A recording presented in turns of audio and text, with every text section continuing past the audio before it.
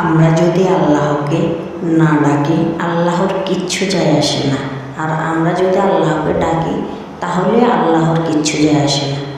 আমরা আল্লাহকে ডাকলে আমাদের নিজেরই লাভ। আল্লাহ কারোর উপর কোনো ডিপেন্ড না, আমরা আল্লাহর উপর ডিপেন্ড। আল্লাহ যদি আমাদের থেকে এক সেকেন্ড, এক মুহূর্ত মুখ ফিরিয়ে নেয়, আমাদের অক্সিজেনটা বন্ধ করে দেয়, তাহলে কোনো বাপের বেটা, কোনো বাপের বেটি, কোনো ক্ষমতাওয়ালার কোনো অধিকার নেই, আমাদের কোনো শক্তি নেই আমাদের অক্সিজেনটা ফিরিয়ে দেওয়ার। তাই আসুন চামচামি অন্যের না করে আল্লাহর চামচামি করি। আল্লাহর চামচামি করলে অন্তত দুনিয়া আখিরাত ধন্য হবে।